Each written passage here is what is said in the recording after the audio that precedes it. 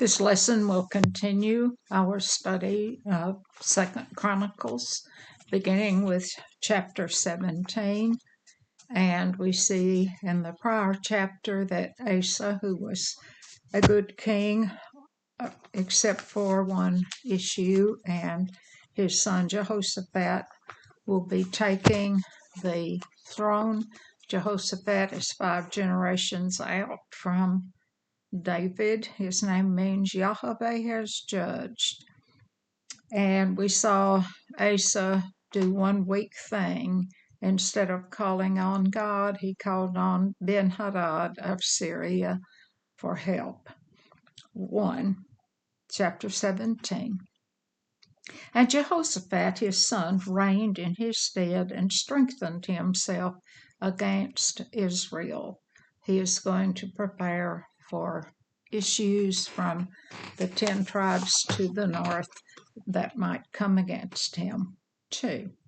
And he placed forces in all the fenced cities of Judah and set garrisons in the land of Judah and in the cities of Ephraim, which Asa his father had taken. So he fortified the cities and spread it around. This is a copyist error. It was not Asa who took this northern territory, Ephraim, but Abiah, his father. 3. And the Lord was with Jehoshaphat because he walked in the first ways of his father David and sought not into Baalim. Baalim is the same as Baal, a pagan god, and as David, he did not walk in any idolatry. He is not the son of David. Biologically, he is an ancestor. 4. But sought to the Lord God of his father, and walked in his commandments, and not after the doings of Israel. No idolatry, no made-up holidays, no priests that were just appointed so that anyone who wished to serve could, not necessarily a Levite. 5. Therefore the Lord established the kingdom in his hand, and all Judah brought to Jehoshaphat presents, and he had riches and honor in abundance. So he was blessed of God. These presents are, of course, voluntary. 6. And his heart was lifted up in the ways of the Lord. Moreover, he took away the high places and groves out of Judah. So he was encouraged. That's the meaning of his being lifted up. He took out high places. They were worshiping in high places rather than in the temple. And the groves, of course, were for idol worship. So he has removed this. 7. And in the 3rd year of his reign, he sent to the princes, even to Ben-Hail, Obadiah, and Zechariah, and Nathaniel, and to Micaiah to teach in the cities of Judah. Now these princes, these are laymen. They are family heads. They are high-ranking, but they are not priests, and they've been sent to teach. And with them he sent Levites, even Shemaiah and Nethaniah and Zebadiah and Asahel and Shemarathmoth and Jehonathan and Adoniah and Tobiah and Toadoniah, Levites, and with them Elishama and Jehoram, priests. So he sent Levites, and the last 2 named are priests. And what will they be teaching? And they taught in Judah and had the book of the law of the Lord with them, and went about throughout all the cities of Judah, so that they made no war against Jehoshaphat. And they taught the people, they taught the people, 10, and the fear of the Lord, number 10, fell upon all the kingdoms of the lands that were round about Judah, that they made no war against Jehoshaphat. So they were out teaching the books of Moses, and of course you can't follow and do right if you don't know what right is. And fear abounded amongst all these nations, and he lived in a time of peace. 11. And some of the Philistines brought Jehoshaphat presents and tribute silver, and the Arabians brought him flocks 7,700 rams, and 7,700 he goats. So these are people, the Philistines, of course, long-standing enemies, have brought precious metals. The Arabians were nomadic peoples, and they brought animals, and this tribute is masa in the Hebrew. 12. And Jehoshaphat waxed great exceedingly, and he built in Judah castles and cities of store. In other words, he had a building opportunity because he was not fighting, and he had an opportunity to build up the nation. 13. And he had much business in the cities of Judah, and the men of war, mighty men of valor, were in Jerusalem. So he's engaged in business. Now, numbering troops, remember that it was to be from God for a king to number troops. And remember that Satan provoked David into numbering, and it cost him a plague is what it cost him. 14. And these are the numbers of them according to the house of their fathers of Judah. And here's the numbering. The captains of thousands, Adnai the chief, and with him mighty men of valor, 300,000. 14 through 19 will take in these numbers.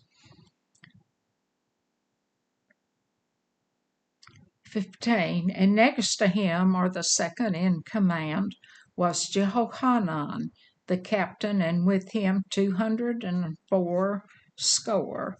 So the next in command, he had 280,000. 16. And next to him, or the third in command, Amasiah the son of Zikri, who willingly offered himself unto the Lord, and with him 200,000 mighty men of war. Now, persons who are bent on misteaching will think that he offered himself as a burnt offering. That is not true. He simply volunteered himself. 17. Of Benjamin, Eliadah, a mighty man of valor, and with him, armed with bow and shield, 200,000. Now the Benjamites, 200,000 archers, all Benjamin, and they're joining 780,000 troops in Judah. Now the men of Benjamin were famous for archery. They were excellent archers.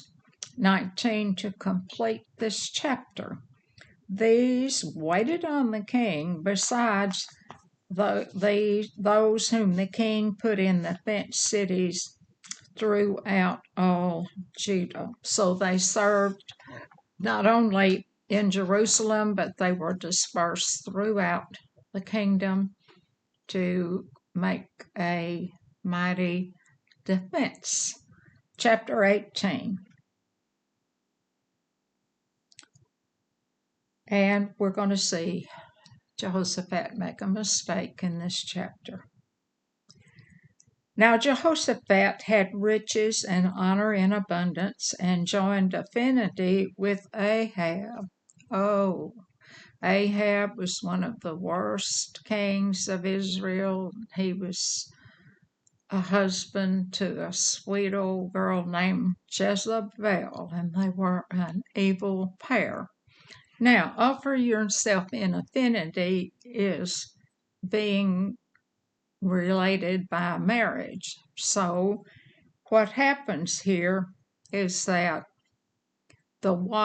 his wife, will be the daughter of Ahab, and her name is Athaliah, and up through the days she will attempt to claim the throne. So he has allied himself through marriage with Ahab, who was a very bad king reigning in Israel. 2. And after certain years, he went down to Ahab to Samaria. That was the capital of northern tribes at the time. And Ahab killed sheep and oxen for him in abundance, and for the purpose that he had unto him, and persuaded him to go up with him to Ramoth Gilead. Now, if you remember back in 1 Kings, we learned that Ahab wanted a vineyard that was next to his home, and he wasn't able to get it. The owner said, well, he couldn't sell it. It was an inheritance, so he tried to offer him a trade. He wouldn't do that, so he ended up that this man, Naboth, and his sons were killed, and largely due to the maneuverings of Jezebel. And the dogs licked up their blood, and it's going to be promised that the same will happen to Ahab. Now, Ramoth Gilead, he has seduced here Jehoshaphat, and this Ben-Hadad had taken Ramoth Gilead from Israel, and what he is doing here is trying to get military help from Jehoshaphat. And watch Jehoshaphat to see if he tries to get God's blessing. 3. And Ahab, the king of Israel, said unto Jehoshaphat, king of Judah, wilt thou go with me to Ramoth Gilead? And he answered him, I am as thou art, my people as thy people, and we will be with thee in the war. So he said, well, we're kinfolks, through this marriage, and we're from the same basic family, so yes, I'll help. Bad decision. 4. And Jehoshaphat said unto the king of Israel, inquire, I pray thee, at the word of the Lord today. So Jehoshaphat has asked him to pray. Therefore the king of Israel gathered together prophets, 400 men, and said unto them, shall we go to Ramoth Gilead to battle, or shall I forbear? And they said, go up, for God will deliver it into the king's hand. Well, who are these 400 prophets? Well, they are of Baal and the grove. So he has gone to 400 false prophets. And of course, they're going to come against Elijah, we will learn up in time. And the next verse, 6. But Jehoshaphat said, Is there not here a prophet of the Lord? Besides that, we might inquire of him. 7. And the king of Israel, Ahab, said unto Jehoshaphat, There is yet one man, by whom we might inquire of the Lord, but I hate him, for he never prophesied good unto me, but always evil. The same to Micaiah, the son of Imlah. And Jehoshaphat said, Let the king say so. So this is a true prophet, but Ahab wants nothing to do with what he might say. 8. And the king of Israel called one of his officers and said, Fetch quickly Micaiah, the son of Imlah. That's the prophet. And he was imprisoned by Ahab. 9. And the king of Israel and Jehoshaphat, king of Judah, sat either of them on his throne, clothed in their robes, and they sat in a void place at the entering in of the gate of Samaria, and all the prophets prophesied before them. Now that's the 400 false ones, and probably here they are decked out, and they're probably on a threshing floor. 10. And Zedekiah, the son of Shenaniah, had made him horns of iron, and said, Thus saith the Lord, With these shall push Syria until they be consumed. And Deuteronomy 33, we learn that horns are symbolic of power and symbolic of Moses' blessing of Ephraim and Manasseh in the book of Deuteronomy 11. And all the prophets prophesied, so saying, Go up to Ramoth Gilead and prosper, for the Lord shall deliver it into the hand of the king. 12. Now this is Micaiah. And the messenger that went to call Micaiah spake to him, saying, Behold, the words of the prophets declare good to the king with one assent. They're all of one voice. Let thy word, therefore, I pray thee, be like one of theirs, and speak thou good. Now, we can expect Micaiah to speak for the Lord. And Micaiah is going to give a sarcastic answer here. And Micaiah said, As the Lord liveth, even what my God saith, that will I speak. And he's going to say what is right. 14. And when he was come to the king said of him, Micaiah, shall we go to Ramoth Gilead to battle, or shall I forbear? And he said, Go ye up and prosper, and they shall be delivered into your hand. Now he's just given a personal opinion, and it's kind of a smart aleck response. 15. And the king said to him, How many times shall I adjure thee that thou say nothing but the truth to me in the name of the Lord? 16. Then he said, Micaiah, speaking, I did see all Israel scattered upon the mountain as sheep that have no shepherd, and the Lord said, These have no master, let them return therefore, every man to his house in peace. Well, who is the shepherd? The shepherd is the king. So he says, I saw Israel scattered about like sheep without a shepherd. 17. And the king of Israel said, Did I not tell thee that he would not prophesy good unto me, but evil? Speaking to Jehoshaphat. Again he said, Therefore hear the word of the Lord. I saw the Lord sitting upon his throne, and all the host of heaven standing on his right and on his left.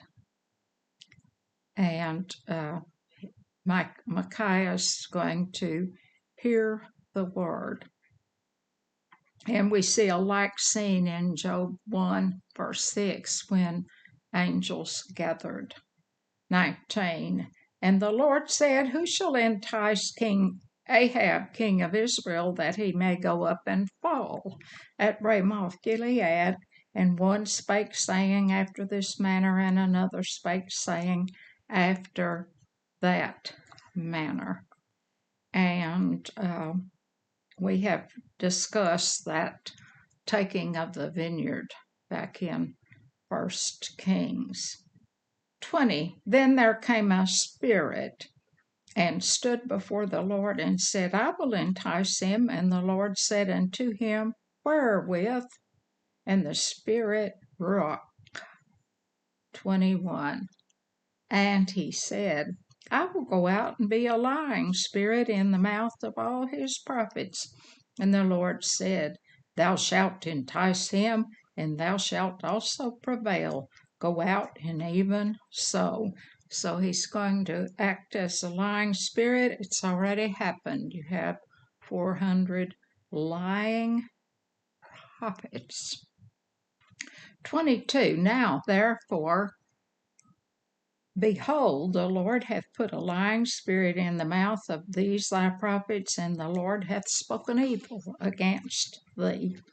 23. Then Zedekiah the son of Chenaanah came near, smote Micaiah upon the cheek, and said, Which way went the Spirit of the Lord from me to speak unto thee? So he has been hit, just as Jesus was hit, and blindfolded and hit. And then they said, Now, prophet, tell us who hit you. This is the same thing here. 24. And Micaiah said, Behold, thou shalt see on that day when thou shalt go into an inner chamber to hide thyself. So he's saying, God will not see you except in an inner chamber. 25. Then the king of Israel said, Take you Micaiah and carry him back to Ammon, the governor of the city, to Joash, the king's son. So he has been sent back to prison for speaking the truth. 26. And say, Thus saith the king, Put this fellow into prison, feed him with the bread of affliction and with water of affliction, until I return in peace. Now that the bread of affliction and the water of affliction means bad quality and scant rations. 27. And Micaiah said, If thou certainly return in peace, then hath not the Lord spoken by me? And he said, Hearken, all ye people. 28. So the king of Israel and Jehoshaphat, the king of Judah, went up to Ramoth Gilead. 29. And the king of Israel said unto Jehoshaphat, I will disguise myself and will go to the battle, but put thou on thy robe. So the king of Israel disguised himself, and they went up to battle. Now he is once again trying to seduce Jehoshaphat. He's probably dressed like a regular soldier, and Jehoshaphat in robes, and he is hoping that the people, the warriors at Ramoth Gilead, will mistake Jehoshaphat for Ahab and thus kill him. 31. And it came to pass, when the captain of the chariot saw Jehoshaphat, that they said, It is the king of Israel. Therefore they compassed about him to fight. But Jehoshaphat cried out, and the Lord helped him, and God moved them to depart. Finally, he has asked God's help. 33:2. For it came to pass that when the captains of the chariots perceived that it was not the king of Israel, they turned back again from pursuing him.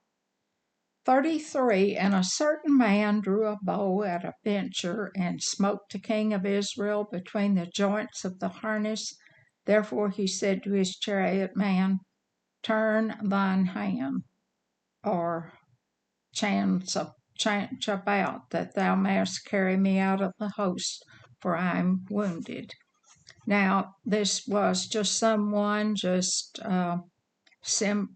out in very simplicity, just shot an arrow, and it just happened to go in a place where there was no protection. And Ahab has asked his driver to turn around. He is hurt. 34 to complete this chapter. And the battle increased that day, howbeit the king of Israel stayed himself up in his chariot against the Syrians until the even, and about the time of the sun going down, he died. So he had them hold him up in the chariot so that he looked alive and well, and then he died. And back in 2 Kings, we learned that they took the chariot back and washed it out, and Ahab's blood washed out with the water, and the dogs licked it up, fulfilling that promise. The next chapter will continue the reign of Jehoshaphat. He's the 5th king, and that is the number of grace. Chapter 19, verse 1. And Jehoshaphat, the king of Judah, returned to his house in peace to Jerusalem. 2. And Jehu, the son of Hanani, the seer, went out to meet him and said to King Jehoshaphat, Shouldest thou help the ungodly and love them that hate the Lord? Therefore it is wrath upon thee from before God. So he's saying, you have done the wrong thing. You have gone and helped the ungodly and those who do not love the Lord, and the Lord is going to be angry. 2. And Jehu the 3. Nevertheless, there are good things found in thee, in that thou hast taken away the groves out of the land, and hast prepared thine heart before the Lord, to seek the Lord. So he said, you've done some right things, and it might be of help. 4. And Jehoshaphat dwelt at Jerusalem, and he went out again through the people from Beersheba to Mount Ephraim, and brought them back into the Lord God of their fathers. So he went from the north to the south to bring all these people back, educating once again the people in the ways of the Lord. 5. And he set judges in the land throughout all the fenced cities of Judah, city by city. And the judges, those fenced cities would have been the larger cities in the nation. 6. And he said to the judges, Take heed what you do, for you judge not for the man, but for the Lord, who is in you in the judgment. He said, don't be bribed, be with the Lord and judge according to God's way. And of course, these judges were Levites, and they would have been very familiar with the law. 7. Wherefore now let the fear of the Lord be upon you. Take heed and do it, for there is no iniquity with the Lord our God, nor respect of persons, nor the taking of gifts. That word fear in the Hebrew is yareh, and it can mean to revere, or it can be to be alarmed. And here that's exactly what it means. Let the dread of the Lord be unto you. Don't take any bribes. You can't buy redemption, and be sure that you are working according to the will of God. This is to the judges. 8. Moreover, in Jerusalem did Jehoshaphat set up the Levites and the priests and the chief of the fathers of Israel for the judgment of the Lord, for the controversies when they returned to Jerusalem. So anything it means here out in the provinces, if you hear something that is controversial, that is complicated, then bring it to Jerusalem to be decided here. 9. And he charged them, saying, Thus shall you do in the fear of the Lord, faithfully and with a perfect heart, or a complete mind. 10. And what cause soever shall come to you of your brethren that dwell in their cities between blood and blood, between law and commandment, statutes and judgments, ye shall even warn them that they trespass not against the Lord. So wrath can come upon you and upon your brethren. This do, and you shall not trespass. And this is a warning. Blood and blood. This would be criminal acts involving the shed of blood and such doing that might affect the nation.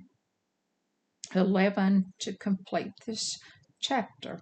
And behold, Amariah the chief priest is over you in all manners of the Lord, and Zebadiah the son of Ishmael, the ruler of the house of Judah, for all the king's matters. Also the Levites shall be officers before you. Deal courageously, and the Lord shall be with thee good. And that person there, Amariah, he was the high priest. He would have been the spiritual leader, and this other person, Zebadiah, would have been the civil leader who would guide them in making right judgments as they judged and made right and did upheld the law and the will of God. This lesson has been brought to you as an outreach of the Essex Methodist Church in Essex, Missouri, and the Crossroads Methodist Church in Dexter, Missouri.